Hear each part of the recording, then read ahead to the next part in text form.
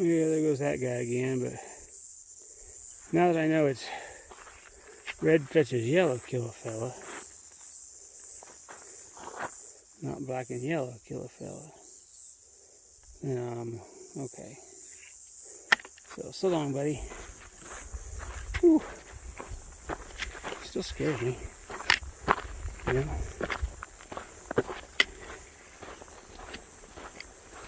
Oh, how many steps have I taken? I don't know.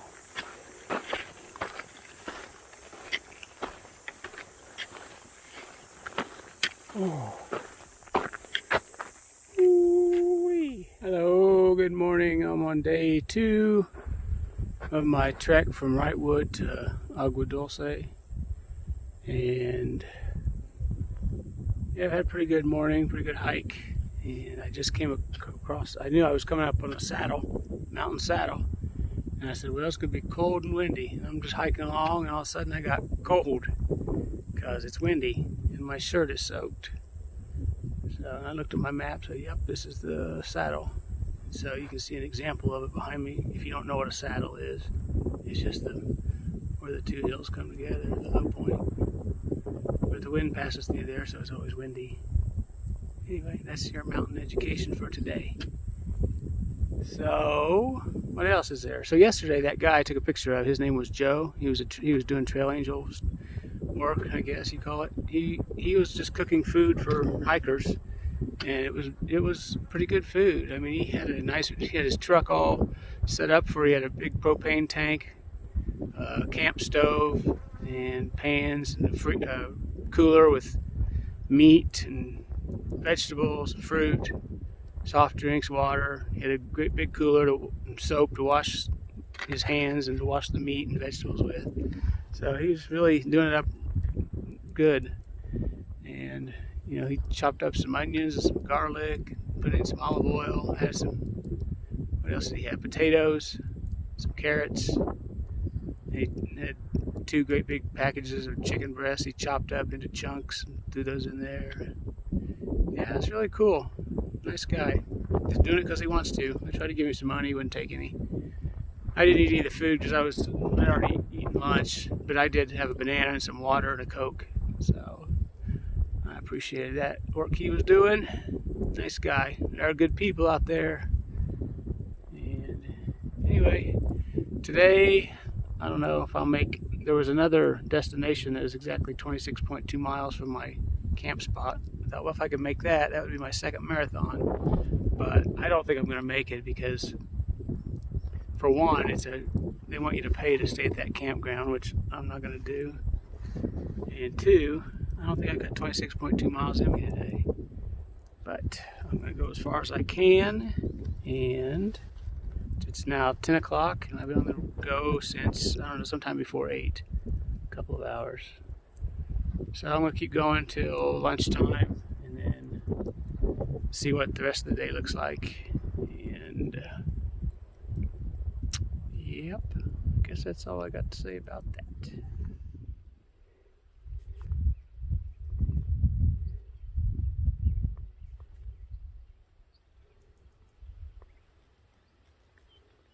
Oh, you're not running. Oh, your brothers take off running. You think you're disguised and I can't see you? This will be a close-up. Huh. Well, thanks for letting me take your picture anyway. You close your eyes, I won't see you. Alright, I'll leave you alone. I know you see me. But do you know that I know that you see me? That's the question. Well, I just grabbed a couple liters of this. And a guy blew by me and I said, well, I think this is the last water for a while. He's like, yeah, until the fire station. Oh, if I'd have known that. So I guess there's a fire station in 8 miles. I got enough for the last 8 miles, but a couple liters. I want to chug a liter now and then carry another liter with me, so it's fine. Guess I should look at my map closer. Hi there. I know there's not much commentary today because I've set myself a stretch goal, a ridiculous stretch goal, but I slept at mile 404 last night, and today at mile 411, when I was filling up my water back there, I was looking at my map to see just where Agua Dulce, I'm going to start calling it Sweetwater, to see where that is, and I see it's at mile 454. So from where I slept to Agua Dulce is 50 miles. So I had already set a stretch goal of reaching a place called, a campground called Messenger Flats tonight, which was 26.2 miles. So I thought, well, that'd be cool. It could be my second marathon. But if I can make that, that sets me up for a 24-mile run the next day to get into Agua Dulce for the night. Or I can zero the next day and wake up on June 8th in a bed and a pillow.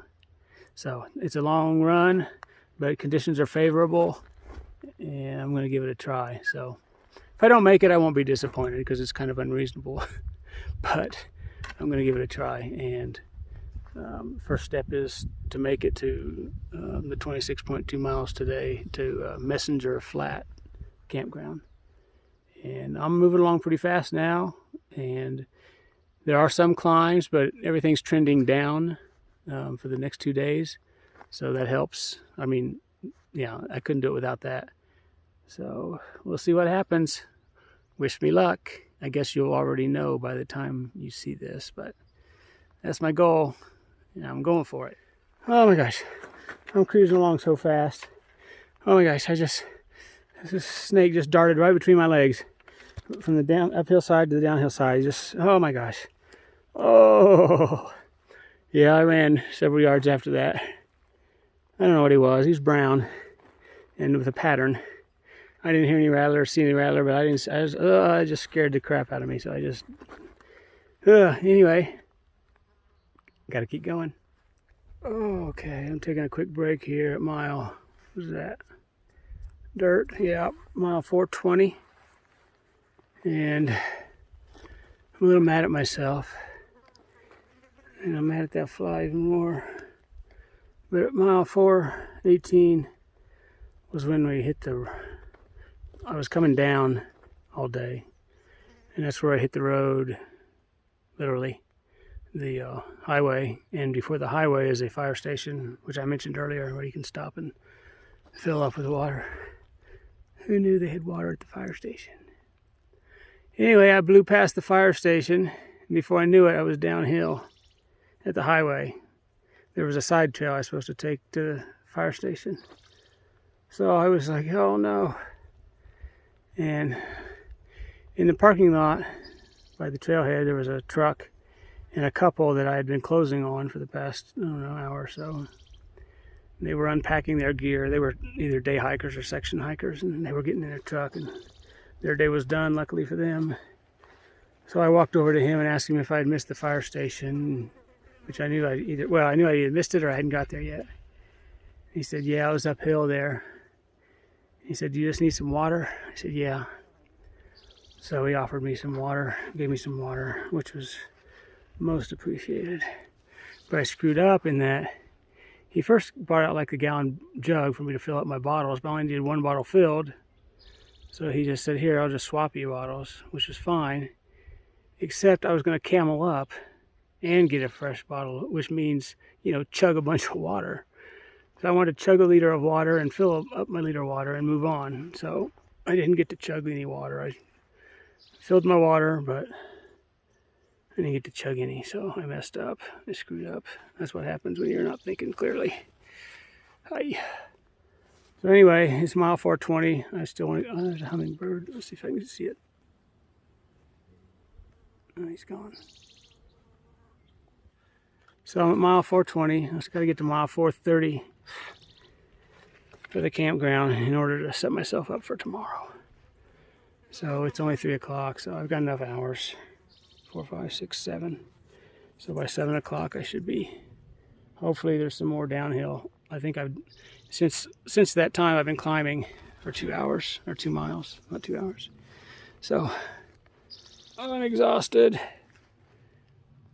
but I'm hoping for some better terrain, some more downhill runs towards the end of the day to help me out. We'll see. Oh, I don't have anything to say. I just want to have a record for myself what I look like, sound like after 21 miles, 5 miles to go. I'm completely exhausted. I'm running on fumes at best. So I still got 5 miles to go to get to the campsite. So, but it's pretty early. It's only 5:30, so I've got time now. I know I'll make it. But oh my gosh, everything hurts. And I don't know if I've spent everything and won't be able to do anything tomorrow. But we'll see. I still got 22 miles to go tomorrow after this. So we'll see. I might have to just take a 0 from my tent.